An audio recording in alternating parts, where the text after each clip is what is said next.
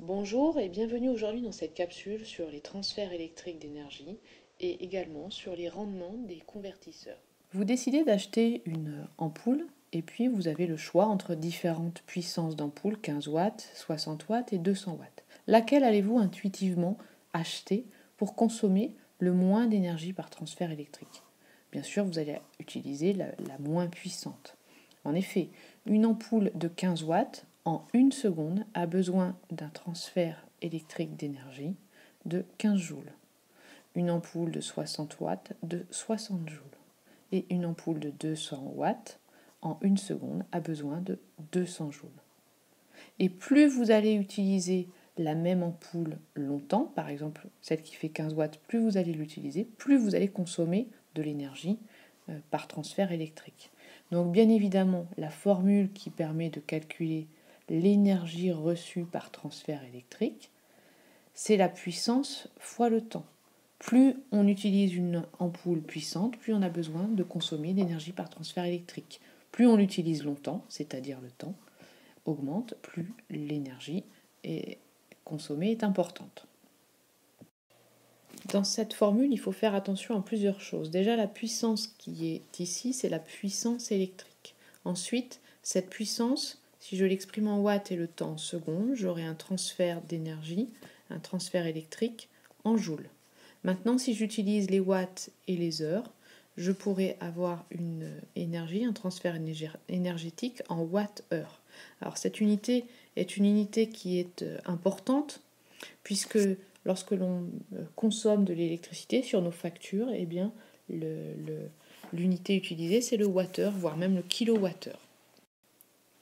Continuons, vous êtes toujours devant votre rayon d'ampoule et vous êtes interpellé par cette petite affichette qui se trouve en début de votre rayon. Alors vous remarquez que pour la même puissance lumineuse, 3 watts de lumière émise et 3 watts ici également, eh bien ces deux ampoules, ces deux lampes consomment une électricité, une puissance électrique différente, 12 watts pour celle-ci et 60 watts pour la seconde. Laquelle allez-vous choisir? Bien sûr, vous allez choisir celle qui consomme le moins d'électricité. Pourquoi? Eh bien, tout simplement parce que c'est un meilleur convertisseur. Faisons un rapide calcul. La première, pour 3 watts de puissance lumineuse que l'on utilise, il nous faut 60 watts d'électricité, ce qui nous fait 0,05. C'est-à-dire qu'il n'y a que 5% de l'électricité reçue qui est utilisée pour faire de la lumière. Alors que la seconde nous fournit toujours 3 watts de puissance lumineuse pour 12 watts de puissance électrique consommée, ce qui nous fait 0,25, c'est-à-dire qu'il y a 25% de l'énergie que je reçois par transfert électrique qui est utilisée pour faire de la lumière. Donc la deuxième est un bien meilleur convertisseur que la première. Définissons dans le cas général le rendement d'un convertisseur. Un convertisseur n'a jamais un rendement de 100%. Il y a toujours une partie de l'énergie qui est dégradée. Elle est perdue entre guillemets. Donc le rendement d'un convertisseur sera désigné par la lettre neta ou la lettre rho, ça dépend la lettre grecque. C'est le transfert d'énergie utile divisé par le transfert d'énergie reçue, multiplié pour l'avoir en pourcentage, multiplié par 100.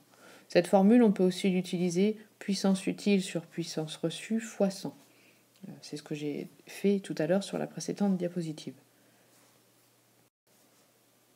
Appliquons cette formule à un convertisseur, ici un alternateur d'une centrale électrique. Alors il faudra faire toujours attention lorsque vous calculez le rendement d'un convertisseur à bien regarder le travail, le transfert d'énergie utile. Alors ici c'est assez simple, un alternateur reçoit de l'énergie par transfert mécanique et l'objectif c'est de fabriquer du courant électrique. Donc le transfert électrique et le transfert utile. Donc on applique la formule. Le rendement, c'est donc égal à 208, c'est le transfert d'énergie utile, sur le transfert reçu, 270 gigajoules. Même unité, c'est pas la peine de faire une conversion. Multiplié par 100, ce qui nous fait un rendement de conversion de 77%. Cela veut donc dire qu'il y a 77% de l'énergie reçue par transfert mécanique qui est utilisée pour fabriquer du courant électrique. Et donc qu'il y a 23% de l'énergie reçue par l'alternateur qui est dégradée, qui est dissipée.